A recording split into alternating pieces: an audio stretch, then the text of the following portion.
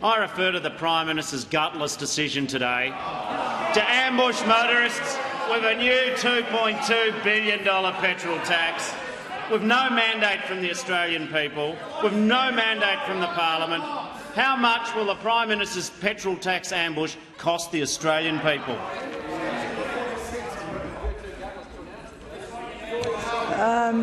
I call the Honourable Prime Minister.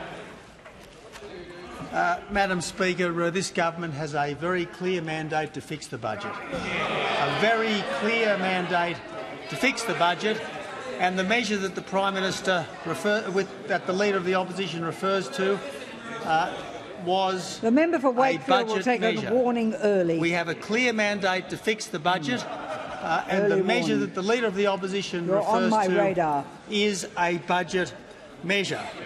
Now, it's not a new tax, it's the indexation of an old one.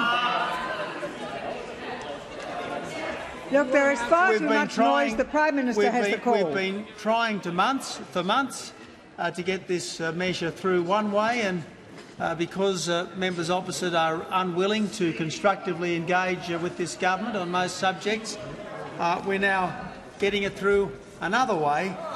The Leader of the Opposition asks how much it will cost. Well, Madam Speaker, it will cost the average family 40 cents a week. Now, the member for Wakefield has been warned. No, one more utterance and he'll leave. Because I appreciate that the families of Australia are doing it tough. They are doing it tough. That's why this government abolished the carbon tax. And members opposite the Leader of the Opposition are so will concerned desist. about He's the asked families his of question. Australia that they want to hit them with a carbon tax again. Shame on them. I refer to the Prime Minister's decision to ambush Australian motorists with a new $2.2 billion petrol tax with no mandate from the Australian people and no approval by Parliament. If the Parliament does not pass this measure, the tax collected will need to be refunded. Can the Prime Minister guarantee that every cent of the petrol tax Australian motorists pay over the next 12 months will be returned to motorists and not to oil companies? I call the Honourable Prime Minister. What happened to our Well, Madam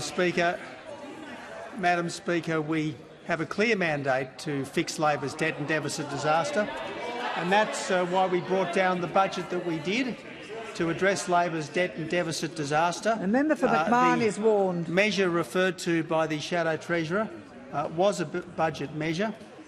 It's going to raise from the average family 40 cents a week. Now, Madam Speaker, it is simply putting back in place a measure that the former Hawke government put in place back in the 1980s, and I've got to say every single cent raised by this measure will be spent on the better roads that Australia so desperately needs. And I've concluded the answer, Madam Speaker.